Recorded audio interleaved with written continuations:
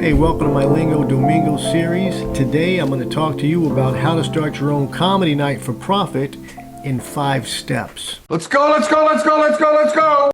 Now this is a step-by-step guide including location prerequisites, the equipment requirements, quick tips and links for recommendations in the description. You can do it! This can be a fairly low-cost, high-profit niche or side hustle. You can do it! You can do it! But it still has risk. Move on. You can lose your investments if the shows fail. Move on. Okay, so with that in mind, what's it going to take to get started? 1. Step 1, do I need a license? If it's a hobby where you're making just a few bucks, probably not.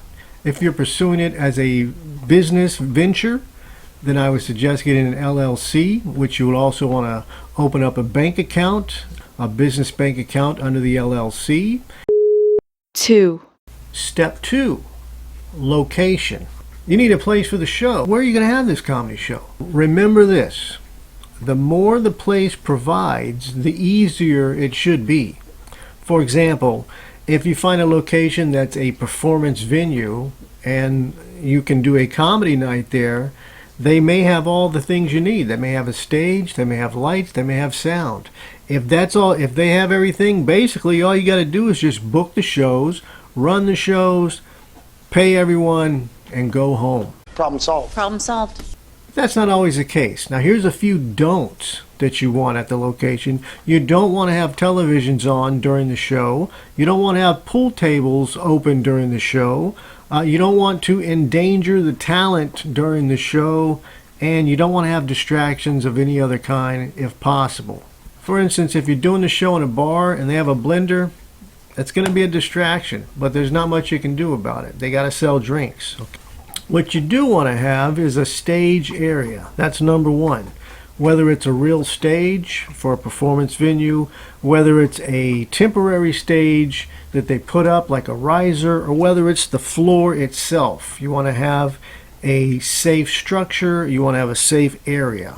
Okay, so you don't want your talent or the customers to be tripping and falling over equipment or over things that are sitting around. 3. Number 3, this is very important, the deals that you make with the venues. Now there are a number of ways to set up a deal with a venue. I'm going to give you the 2 basic and most popular ways that you'll probably encounter aside from actually renting out a venue or a place to do a show. These are deals. Number 1 is the door deal, the infamous door deal. That's going to be the most popular because it puts the venue at less risk of losing money, okay, because you're going to split the ticket sales. So usually you go with an 80-20 split where you get 80%, the venue gets 20%. It could vary, you might have 75-25, but ultimately you want to take most of the door.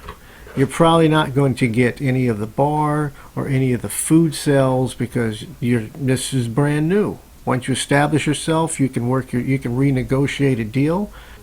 The other deal you can use is a flat rate. How much do you charge to produce a show? Now out of that flat rate, you have to pay the talent, you have to pay any equipment cost, any other production cost, and your fee will come out of that. So if you intend on making, let's say you want to make $200 every show that you put up, whatever you're charging, $200 goes to you. So if you're charging $500 and you're taking $200, that's $300 left to pay for everything else. So you have to consider the cost. What's it going to cost you? And we'll get more into that later. But whatever deal you set up, you also want to negotiate drinks or food for the talent as part of the deal, and a green room area to sit and prepare. It doesn't have to be an actual green room. Usually I prefer something in the back of the room, in the back of the bar, or something like that, depending on the venue. Just an area where they can sit back and relax, where they can prepare for the show. If it's at a restaurant, sometimes you might ask, can we have the back booth reserved for the talent to sit at while they wait to go up, so that way they're not sitting in front of the audience before or after their performance. Always negotiate something for the talent, okay? 4, Number four is equipment.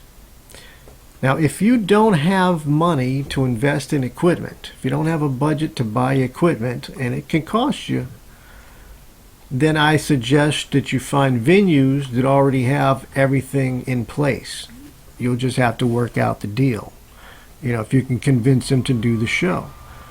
Otherwise, if you do have the money to invest in equipment, Congratulations. if you're pursuing this as a business or a side hustle, I'd recommend investing in some equipment, and then a backup set of that equipment. Be prepared for equipment issues.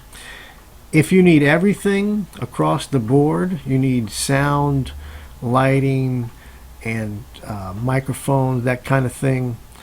If you need the basic setup, that's the average cost for a basic setup is between $600 to $700.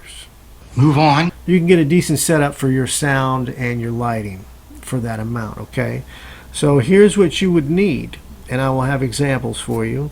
A PA system, of course, and you want to keep it simple. That's going to be a recurring theme. Keep it simple, okay? This is if you're just starting out, you don't need to invest a whole bunch. You need to put, you need 2 speakers. Put them on elevated stands so that the sound is going over people's heads and not on the ground into their legs. That's where you lose a lot of sound. That's the production quality. That's a production quality thing.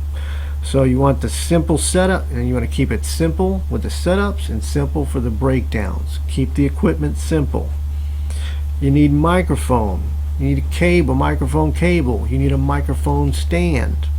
I recommend, if you have the budget, to get the Shure SM58. It's a very popular, most common on-stage performance microphone, but any working performance microphone can do the job.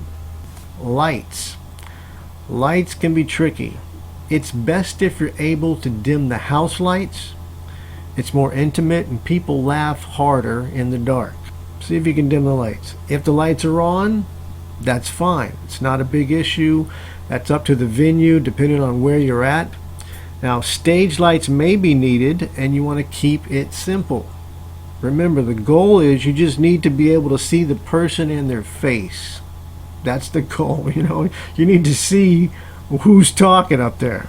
I recommend something inexpensive to start out with until you can scale up. If you're scaling up, where you get a spotlight, that kind of thing. I put a couple of choices in the description. 5, Number 5, this is very important. Use one email address to do business. Use the email itself as the basic agreement. Okay? That way you can keep record. It's in print. You can confirm your shows through the emails. You can lay out the itinerary, the location, the cost, the time, everything right there. Keep it simple. Speaking of talent, you want to pay your talent fairly and competitively. As a matter of fact, you want to pay them above market if possible. What's the going rate in that market? Pay more if you can. Pay a little bit more. You want your talent to look forward to working with you again. You're building the relationship. Here's some quick final thoughts. Start small with a monthly room. Try setting up shows at places you feel comfortable going. Breweries, bars, lounges, restaurants, laundromat, wherever. Just remember, the more they can provide, the better. Keep good records, spreadsheets of the shows, venues, schedules, talents booked, all in one place. Before you schedule the show, have the money for the budget in hand already. Never leave the gig owing anyone, okay? Now, don't forget to establish who's promoting the show, whether it's you, the venue, or both of you. Hey, and if you set up a comedy night, hey, let me know how it goes. Thanks for watching. If you enjoyed the content, hit that subscribe. It helps me out, helps the channel grow, and I'll see you next time. Thanks. I'm Tony God. I'm out. Like, follow, subscribe.